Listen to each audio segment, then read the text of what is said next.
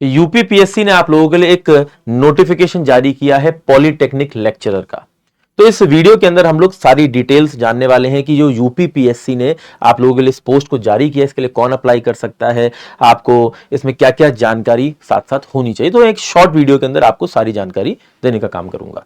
आपको उसके बाद भी कोई दिक्कत आती है तो आप ईमेल करके अपनी बात मुझ तक इस ईमेल आईडी पर पहुंचा सकते हैं, shubham.agarwal.faculty@textbook.com। एक पॉइंट। दूसरा, आप लोगों के लिए डेली क्लासेस रात को 8 बजे यूट्यूब पर मैं लाइव लेता हूं, तो अगर आप सिविल इंजीनियरिंग के स्टूडेंट हैं तो आप 8 बजे लाइव सेशन को ज्वाइन कर सकते हैं। और तीसरा पॉइंट है कि अगर आपको इसका ऑफिशियल पीडीएफ चाहिए या फिर जो भी पॉइंटर्स मैं यहां पर बताने वाला हूं इसका पीडीएफ चाहिए तो आप मेरे टेलीग्राम ग्रुप को ज्वाइन कर सकते हैं, जिसका लिंक वीडियो के डिस्क्रिप्शन में दिया गया है। Shubham Agarwal sir text book. अब देखिए, सबसे पहले मैं आपको बता दूं कि जो यूपीपीएससी है, ठीक है, Uttar Pradesh public service commission, इसने आप लोगों के लिए गैजेटेड पोस्ट की, ये एक गैजेटेड पोस्ट है, ठीक है ना, कौन सी? Polytechnic lecturer. इसमें टेक्निकल एजुकेशन सर्विस एग्जामिनेशन होता है, जिसमें कि आप किसी भी पॉलिटेक्निक कॉलेजेस जो यूपी में है उसके लिए इंजीनियरिंग के लिए लेक्चरर बन सकते हैं। अब इसमें कई ब्रांचेस में वैकेंसी आई है, जैसे सिविल में 62 वैकेंसीज आई हैं, मैकेनिकल के लिए 140 लेक्चरर्स की वैकेंसी आई है, इलेक्ट्रिकल में 52 है, इलेक्ट्रॉनिक्स में 77 है और एक कुछ अदर सब्जेक्ट्स भी हैं। जो ये 513 का नंबर आपको ऑफिशियल नोटिफिकेशन में नजर आ रहा है, ये और भी कई सारी पोस्ट को मिलाकर नजर आ रहा है। तो ये 513 जो है पूरी की पूरी इंजीनियरिंग की पोस्ट नहीं है दोस्तों, ठीक है, तो इससे आप कंफ्यूज मत हो जाइएगा। दूसरा यहां पर क्या है कि डिप्लोमा वाले बच्चे इसके लिए अप्लाई नहीं कर सकते, इसके लिए मिनिमम क्वालिफिकेशन आपकी बीटेक होनी चाहिए। बीटेक के साथ आप एमटेक भी है तो भी आप इस फॉर्म के लिए अप्लाई कर सकते हैं। अप्लाई करने की जो डेट है वो 2 दिसंबर से आप अप्लाई कर सकते हैं 2025, 2 दिसंबर से 2 जनवरी 2026 तक। अगर आप ये एक्सपेक्ट कर रहे हैं कि अभी कोई एग्जाम डेट क्या ऑफिशियली दी गई है, नहीं दी गई है। और इसमें एक अच्छी बात यह है कि आप किसी भी स्टेट से बिलोंग करते हो अदर देन उत्तर प्रदेश, तभी भी आप इसके लिए अप्लाई कर सकते हैं। यानी कि आप उत्तराखंड से, मध्य प्रदेश से, केरला से, किसी भी स्टेट से बिलोंग करते हैं, बस आप इंडियन सिटीजन होने चाहिए, आप इसके लिए अप्लाई कर सकते हैं। इसमें इंपॉर्टेंट पॉइंट्स थोड़े मैं आपको और भी साथ साथ बता देता हूं, ठीक है, वो क्या है भाई। इसके साथ साथ देखिए, कई बच्चों को ये कंफ्यूजन हो सकता है कि सर मैं बीटेक का अपीयरिंग कैंडिडेट हूं, सर मैं बीटेक के लास्ट ईयर में हूं, क्या मैं अप्लाई कर सकता हूं? नहीं अप्लाई कर सकते। डिप्लोमा वाले नहीं अप्लाई कर सकते, ठीक है, लेकिन सिर्फ BTech pass out student apply कर सकता है, और वो भी ऐसा स्टूडेंट जो लास्ट डे ऑफ एप्लीकेशन से पहले अपना बीटेक क्लियर कर लेता है, यानी कि उसका बीटेक कंप्लीट हो जाता है 2 जनवरी 2026 से पहले, ठीक है। उसके बाद आपकी जो यहां पर पे लेवल होने वाली वो लेवल 9A की पे होने वाली है, यानी कि आपकी अप्रोक्सीमेट सैलरी जो है करीब 80,000 रुपए के आसपास बन जाएगी। उसके बाद अगर आप देखें, इसके लिए आपको अप्लाई करना है तो सबसे पहले आपको वन टाइम रजिस्ट्रेशन करना होगा। आपको जाना है इस पर्टिकुलर वेबसाइट के ऊपर, वहां पर जाके आपको वन टाइम रजिस्ट्रेशन करना है, और वन टाइम रजिस्ट्रेशन करने के बाद आप upsc.up.nic.in पर जाकर इसके लिए अप्लाई कर सकते हैं।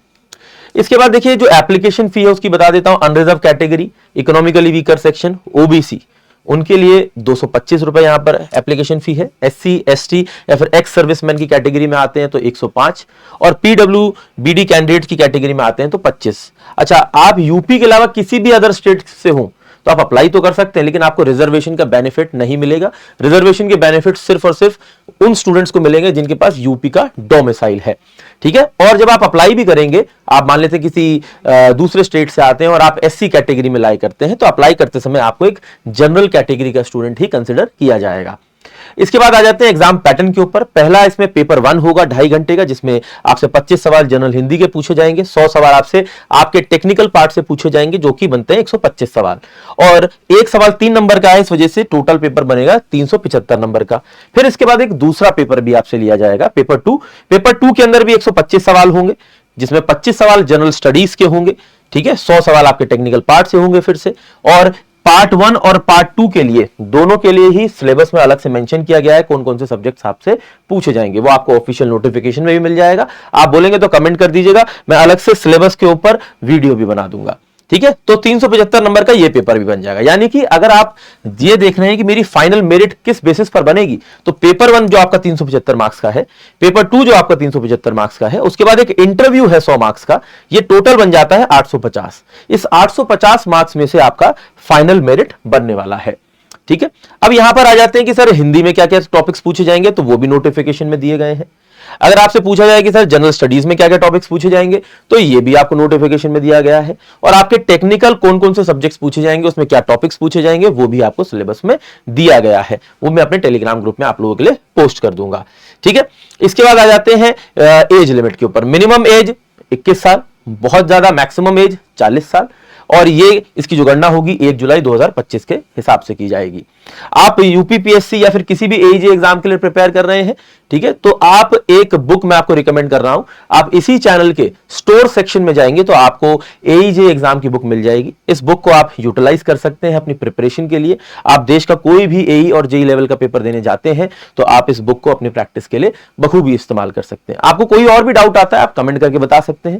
साथ के साथ मैं ये भी बता दूं एक क्लैरिटी के साथ कि जो इसका एग्जाम सेंटर है वो सिर्फ यूपी में पड़ने वाला है। यूपी के 7 डिस्ट्रिक्ट में पड़ेगा, जिसके हिसाब से यहां पर मेंशन किया गया नोटिफिकेशन में लखनऊ, प्रयागराज, कानपुर, गोरखपुर, मेरठ, आगरा और वाराणसी। तो यहां पर आपके सेंटर्स पड़ने वाले हैं। और कोई डाउट होता है वीडियो के नीचे कमेंट कर सकते हैं, हमें बता सकते हैं। और प्रॉपर गाइडेंस के लिए आप कोई भी एईजी एग्जाम के लिए प्रिपेयर कर रहे हो, आप स्क्रीन पर देख सकते हैं आपको एक मोबाइल नंबर दिया गया है, उस नंबर पर आप कॉल कर सकते हैं, प्रॉपर गाइडेंस ले लीजिए। उसके बाद समझिए कि कैसे मैं प्रिपेयर करूं। ठीक है, आपको प्रॉपर गाइडेंस दी जाएगी, आपको क्लैरिटी हो जाती है तो आप अपनी प्रिपरेशन शुरू कर सकते हैं। और अगर नहीं भी होती है तो आप कमेंट करके बता सकते हैं, मैं कोशिश करूंगा कि किसी दूसरे माध्यम से आपको क्लैरिटी प्रोवाइड कर सकूं। जय हिंद, जय भारत, थैंक यू।